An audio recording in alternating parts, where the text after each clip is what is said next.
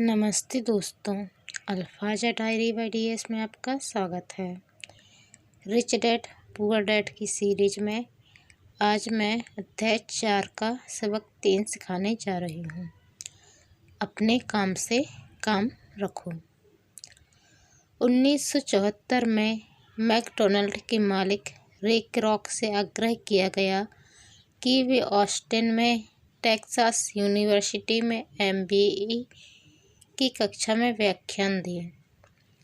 मेरा एक करीबी दोस्त कीथ कनिंघम वहाँ MBA कर रहा था। बहुत अच्छी और प्रेरणादायी चर्चा के बाद कक्षा खत्म हो गई और विद्यार्थियों ने रे से पूछा कि क्या वे बियर के लिए उनके फेवरेट बार में चलेंगे। रे तैयार हो गए। जब सब लोगों के हाथ में बियर आ गई तब रे ने पूछा, मेरा असली बिजनेस क्या है? कीथ ने कहा। हर कोई हंस पड़ा। ज़्यादातर MBA विद्यार्थियों को लगा जैसे रे मजाक कर रहे थे। किसी ने जवाब नहीं दिया। इसलिए रे ने दोबारा यही सवाल पूछा, आप लोगों की नज़र में मेरा बिजनेस क्या है?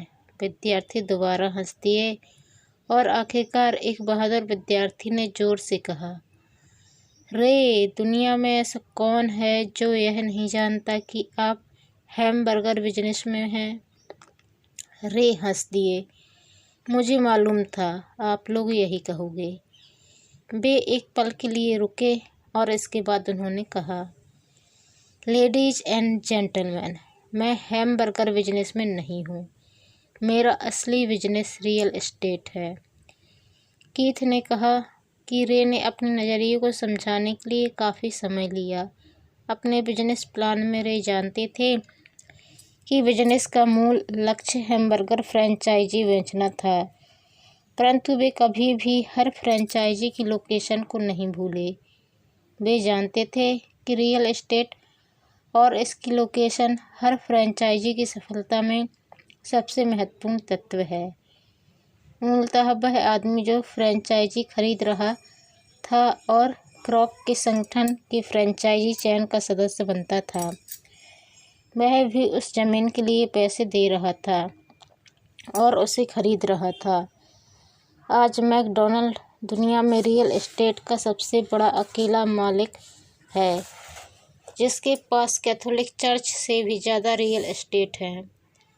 आज मैकडॉनल्ड के पास अमेरिका और दुनिया के दूसरे देशों में सबसे कीमती चौराहे और नुक्कड़ हैं। कीथ ने कहा कि यह उसकी ज़िंदगी का बहुत बड़ा सबक था। आज कीथ के पास कार धोने का बिजनेस है, परंतु उसका असली बिजनेस है कार धोने के गैरेज के नीचे का रियल एस्टेट। पिछले अध्याय के अंत में हमने यह बताया था कि ज़्यादातर लोग दूसरों के लिए काम करते हैं, बस अपने लिए काम नहीं करते। वे लोग तो कंपनी के मालिकों के लिए काम करते हैं, फिर टैक्स के कारण सरकार के लिए काम करते हैं और आखिरकार बैंक के लिए काम करते हैं, जो उनके मॉर्टगेज का मालिक होता है।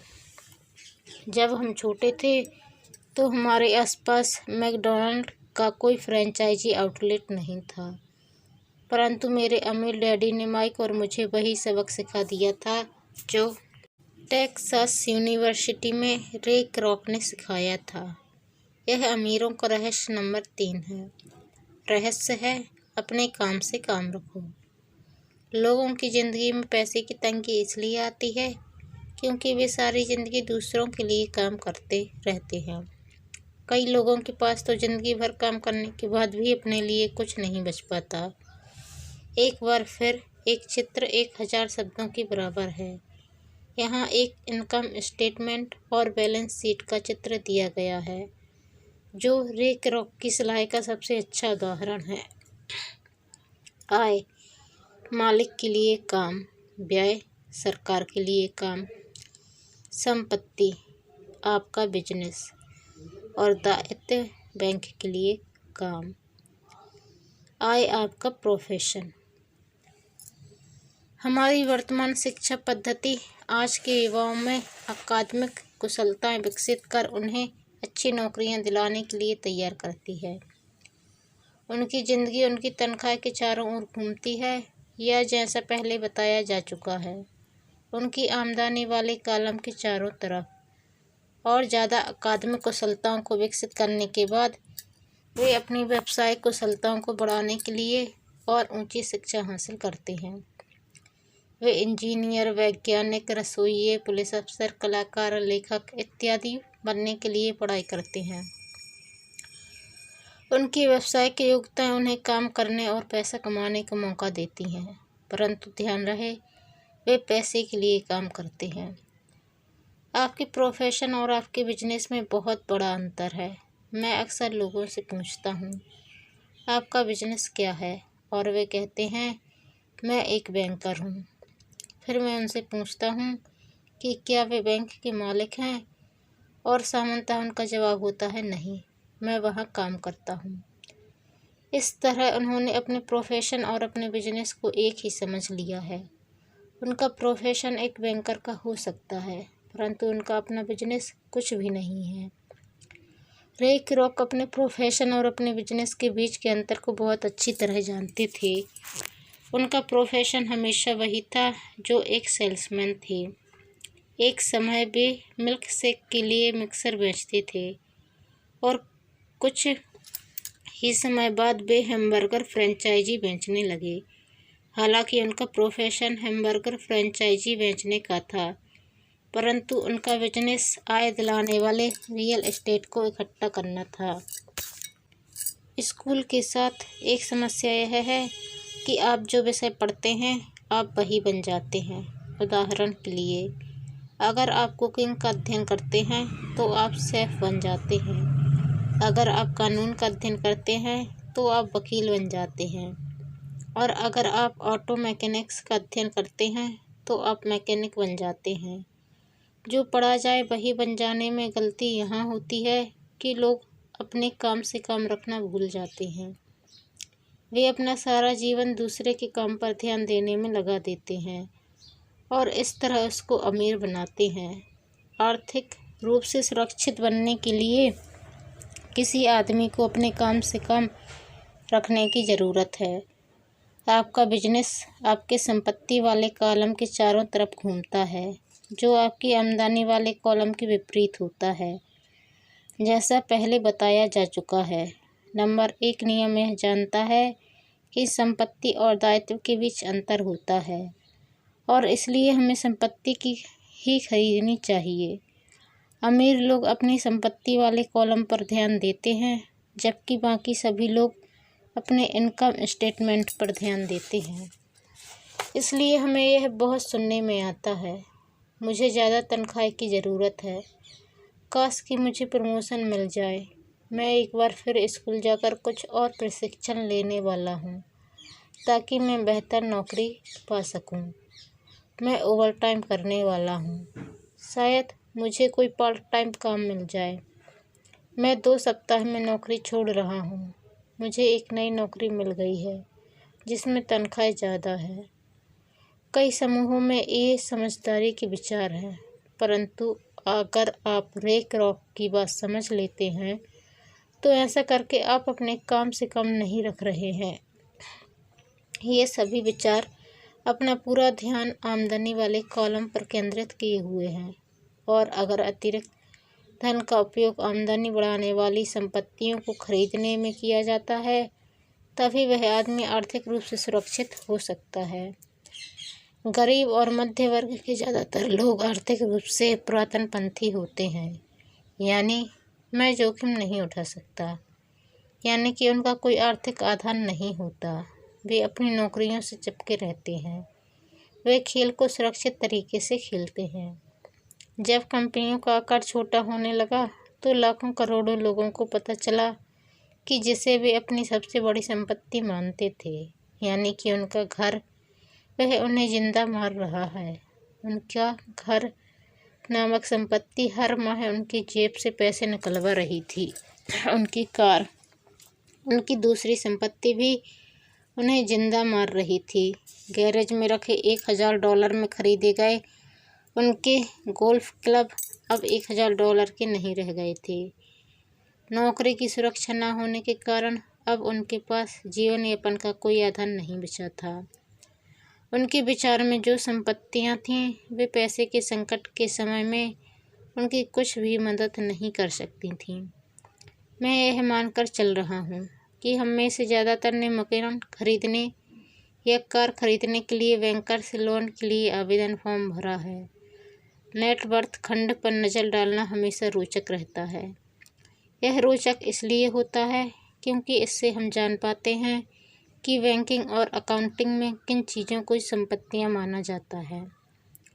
एक दिन कर्ज लेने के लिए मेरी माली हालत बहुत अच्छी नहीं लग रही थी, इसलिए मैंने अपने नए गोल्फ क्लब, मेरे आर्ट कलेक्शन, पुस्तकें, स्टूडियो, टेलीविज़न, अरमानी सूट्स, कलाई घड़ियाँ, जूते और दीगर चीज़ों को संपत्ति वाले कॉलम में दिखा दिया। मेरे लोन के आवेदन को अस्वीकार कर दिया गया क्योंकि मेरा बहुत ज़्यादा निवेश रियल एस्टेट में था। लोन कमेटी को यह पसंद नहीं आया था कि मैं अपार्टमेंट हाउसेस से इतने ज़्यादा पैसे कमा रहा था। वे यह जानना चाहते थे कि मेरे पास एक सामान्य नौकरी क्यों नहीं है जिसमें वेतन मिलता हो। उन्होंने मेरे अरमानी सूट्स, गोल्फ क्लब या आर्ट्स कलेक्शन के बारे में कोई सवाल नहीं किए। ज़िंदगी कई बार कठिन हो जाती है जब आप स्टैंडर्ड प्रोफाइल में फिट नहीं होते हैं। मैं हर बार चौंक जाता हूँ जब मैं किसी को यह कहते हुए सुनता हूँ कि उनकी नेट वर्थ $10 लाख है या $1 लाख है या ऐसा ही कोई और आंकड़ा।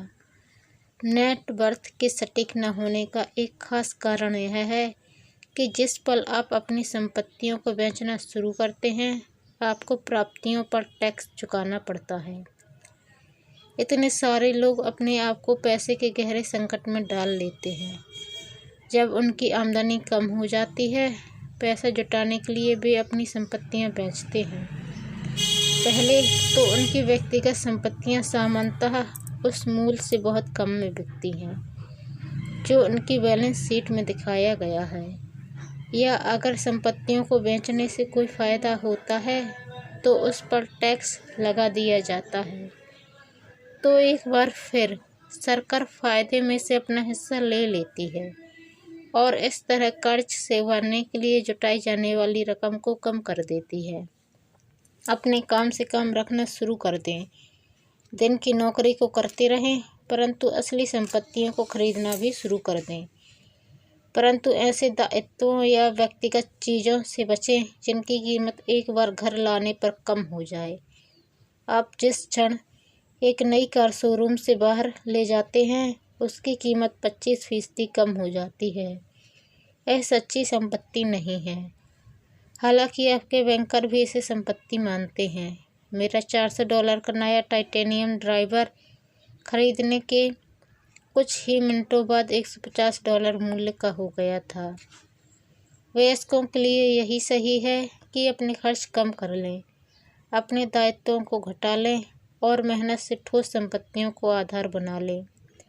उन युवा लोगों को जिन्होंने अभी घर नहीं छोड़ा है, यह सिखाया जाना चाहिए कि संपत्ति और दायित्व के बीच क्या फ़र्क होता है। घर छोड़ने से पहले ही उन्हें संपत्ति वाले कॉलम को बनाने की प्रेरणा दी जानी चाहिए। इसके पहले कि वे घर छोड़ें, शादी करें, घर खरीदें, बच्चे पैदा करें, खतरनाक आर्थिक स्थिति में फंसें, नौकरी को कसकर पकड़े रहें और हर चीज़ को उधार खरीदें। मैं बहुत सारे युवा दंपतियों को देखता हूँ जो शादी कर लेते हैं और अपने आप को एक ऐसे जाल में फंसा लेते हैं जिससे वे अपनी नौकरी के बहुत सालों तक कर्ज से बाहर नहीं निकल पाएंगे। जब आखिरी बच्चा घर छोड़कर चला जाता है तब ज़्यादातर लोगों को यह एहसास होता है कि उन्होंने रिटायरमेंट की पर्याप्त तैयारी नहीं की थी और वे थोड़ा पैसा अलग रखना शुरू कर देते हैं। फिर उनके अपने मम्मी डैडी बीमार हो जाते हैं और उन पर नई जिम्मेदारियां आ जाती हैं। तो मैं आपको या आपके बच्चों को किस तरह की संपत्तियों के संग्रह की प्रेरणा दे रहा हूँ। मेरी दुनिया में असली संपत्तियाँ कई तरह की होती हैं। पहला, ऐसे बिजनेस जिनमें मेरे होने की ज़रूरत ना हो, मैं उनका मालिक ज़रूर हूँ, परंतु उन्हें दूसरे लोग चलाते हैं। अगर मुझे वहाँ काम करना पड़े तो यह बिजनेस नहीं होगा, यह मेरी नौकरी होगी। दूसरा, स्टॉक। तीसरा, बॉन्ड। चौथा, म्यूचुअल फंड। पांचवा, आमदनी देने वाला रियल एस्टेट। छठवा, नोट्स IOU। सातवां, बौद्धिक संपदा जैसे संगीत, पटकथा, पेटेंट इत्यादि से मिलने वाली रॉयल्टी। और ऐसी हर चीज़ जो कीमती है, जो आमदनी देती है और जिसका मूल्य बढ़ जाता है और जिसका बाजार तैयार है। जब मैं एक छोटा बच्चा था तो मेरे पढ़े लिखे डैडी ने मुझे एक सुरक्षित नौकरी ढूंढने की सलाह दी। दूसरी तरफ मेरे अमीर डैडी ने मुझे ऐसी संपत्तियों को इकट्ठा करने की सलाह दी जिन्हें मैं पसंद करता था। अगर तुम इन्हें पसंद नहीं करते होगे तो तुम इनका ध्यान नहीं रख पाओगे। मैं रियल एस्टेट इसलिए इकट्ठा करता हूँ क्योंकि मुझे इमारतों और ज़मीन से प्यार है। मैं उनके लिए शॉपिंग करना भी पसंद करता हूँ। मैं सारा दिन उनको निहार सकता हूँ। जब समस्याएं आती हैं तो समस्याएं उतनी बुरी नहीं होती कि उनके कारण रियल एस्टेट के लिए मेरा प्यार कम हो जाए। ऐसे लोग जो रियल एस्टेट से नफरत करते हैं उन्हें इसे नहीं खरीदना चाहिए। मुझे छोटी कंपनियों के स्टॉक से भी प्रेम है, खासकर नई कंपनियों के स्टॉक से। इसका कारण यह है कि मैं एंटरप्रेन्योर हूँ, ना कि कोई कॉरपोरेट व्यक्ति। मेरे शुरुआती सालों में मैं बड़े संगठनों में काम कर चुका हूँ, जैसे कैलिफोर्निया के स्टैंडर्ड में, US मरीन कॉर्प्स और जेरोक्स कॉर्पोरेशन में। मैंने इन संगठनों में बिताए समय का मज़ा लिया है और मेरे पास कई सुखद यादें हैं, परंतु भीतर से मैं कंपनी में काम करने वाला आदमी नहीं हूँ। मुझे कंपनी शुरू करना अच्छा लगता है, परंतु उन्हें चलाना मुझे उतना अच्छा नहीं लगता। इसलिए मैं जो शेयर खरीदता हूँ वे भी सामान्यतः छोटी कंपनियों के होते हैं। और कई बार तो मैं कंपनी शुरू करता हूँ और उसे सार्वजनिक बना देता हूँ। नए स्टॉक के शेयर में किस्मत चमक सकती है और मुझे यह खेल पसंद है। कई लोग कम पूंजी वाली कंपनियों से डरते हैं और उन्हें खतरनाक कहते हैं, और वे खतरनाक हैं भी, परंतु खतरा हमेशा कम हो जाता है अगर आप निवेश से प्रेम करते हैं, उसे समझते हैं और खेल को अच्छी तरह से जानते हैं। छोटी कंपनियों के साथ मेरी रणनीति यह होती है कि एक साल में आपके शेयर बेच दिए जाएं। दूसरी तरफ मेरी रियल एस्टेट की रणनीति छोटी प्रॉपर्टी से शुरू करने की होती है। फिर मैं उस छोटी प्रॉपर्टी को बेचकर उससे थोड़ी बड़ी प्रॉपर्टी ले लेता हूँ और इस तरह अपने फ़ायदे पर टैक्स चुकाने से बचता रहता हूँ। इससे प्रॉपर्टी की वैल्यू में नाटकीय बढ़ोतरी होती है। मैं सामान्य तौर पर रियल एस्टेट को 7 साल से कम समय अपने पास रखता हूँ। बरसों तक जब मैं मरीन कॉर्प्स और जेरोक्स में था तब भी मैंने वही किया जो मेरे अमीर डैडी ने मुझे सिखाया था। मैं अपने दिन की नौकरी करता था, परंतु मैं अपने काम से काम भी रखता था। मैं अपनी संपत्ति वाले कॉलम में कुछ न कुछ करता रहता था। मैं रियल एस्टेट और छोटे स्टॉक्स की खरीद फरोख्त भी करता था। अमीर डैडी ने हमेशा पैसे की समझ के महत्व पर जोर दिया था। जितनी अच्छी तरह मैं अकाउंटिंग और कैश मैनेजमेंट को समझ सकता था, उतनी ही अच्छी तरह से मैं निवेशों का विश्लेषण कर सकता था और आखिरकार खुद की कंपनी शुरू कर सकता था और उसे सफल बना सकता था। जब तक कि कोई पहले से ही ऐसा ना सोच रहा हो, मैं किसी को अपनी कंपनी बनाने के लिए प्रोत्साहित नहीं करता। मैं जानता हूँ कि कंपनी चलाने में कितना झंझट होता है और मैं नहीं चाहता कि आप उस झंझट में फंसें। कई बार ऐसा भी समय आता है जब लोगों को रोज़गार नहीं मिलता और उनके लिए कंपनी शुरू करना एक समाधान होता है, परंतु सफलता के अवसर बहुत कम हैं। 10 में से 9 कंपनियां 5 साल में डूब जाती हैं। पहले 5 साल में जो कंपनियां बची रहती हैं उनमें से 10 में से 9 कंपनियां बाद में बंद हो जाती हैं। तो अगर आप पहले से ही अपनी कंपनी शुरू करने की इच्छा हो तभी मैं सलाह दूंगा। अन्यथा अपने दिन की नौकरी करते रहें और अपने काम से काम रखें। जब मैं कहता हूँ अपने काम से काम रखें तो मेरा मतलब यह है कि आप अपनी संपत्ति वाले कॉलम को ज़्यादा मजबूत बनाते रहें। एक बार इसमें $1 जाए तो वह बाहर ना निकल पाए। इसे इस तरह सोचें कि जब $1 आपकी संपत्ति वाले कॉलम में जाता है तो वह आपका कर्मचारी बन जाता है। पैसे के बारे में सबसे अच्छी चीज़ यह है कि यह हर दिन 24 घंटे काम करता है और ऐसा पीढ़ियों तक कर सकता है। अपने दिन की नौकरी करते रहें, एक अच्छे मेहनती कर्मचारी की तरह काम करें, परंतु अपने संपत्ति वाली कॉलम को बढ़ाते रहें। जब आपका कैश फ्लो बढ़ता है तब आप कुछ विलासिता की चीज़ें खरीद सकते हैं। इस बारे में एक महत्वपूर्ण तथ्य यह है कि अमीर लोग विलासिता की चीज़ें सबसे बाद में खरीदते हैं, जबकि गरीब और मध्यम वर्गीय लोग विलासिता की चीज़ें सबसे पहले खरीदते हैं। गरीब और मध्यम वर्गीय लोग अक्सर बड़े घर, हीरे, फर, ज्वेलरी या नाव जैसी विलासिता की चीज़ें इसलिए खरीद लेते हैं ताकि वे अमीर दिख सकें।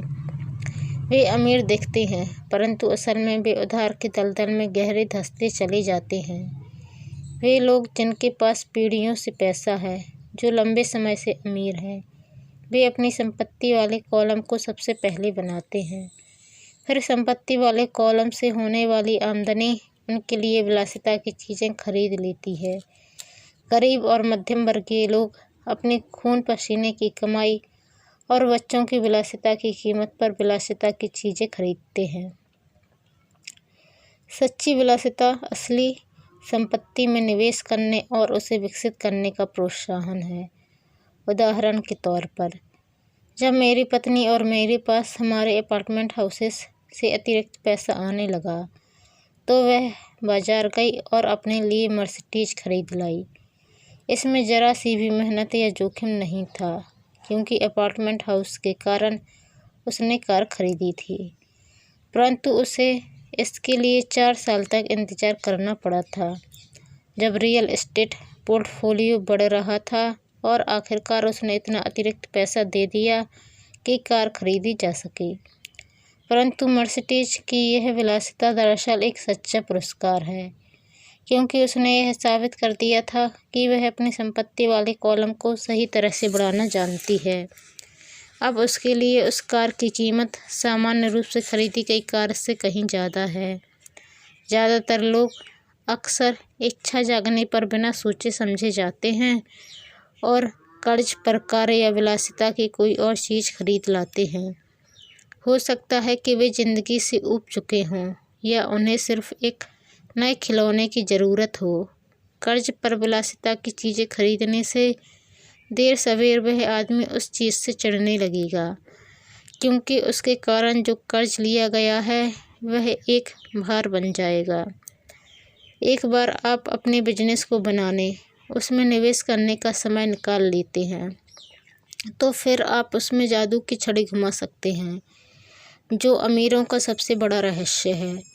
यह रहस्य अमीरों की भीड़ में सबसे आगे रखता है अपने काम से काम रखने का इनाम, जो आपको उस राह पर चलने के लिए मिलता है जिस पर अमीर लोग चलते हैं। तो दोस्तों, आपको ये सबक ज़रूर समझ में आ गया होगा। अपने काम से काम रखो। आप कोई भी विलासिता की चीज़ तभी खरीदें जब आपकी संपत्ति में इतना पैसा हो कि वो आपके बिना ही बढ़ता जाए, तब आप विलासिता की चीज़ें खरीदें, अन्यथा तब तक आप वेट करें।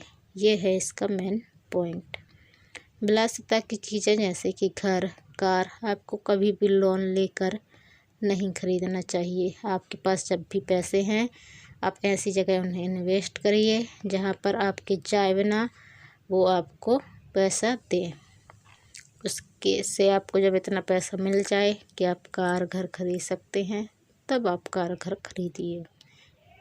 अन्यथा अपनी जो इनकम है, डेली इनकम है, आपकी जो जॉब है, उससे पैसा बचा कर ये सब खरीदना या लोन लेकर खरीदना जोखिम भरा रहता है।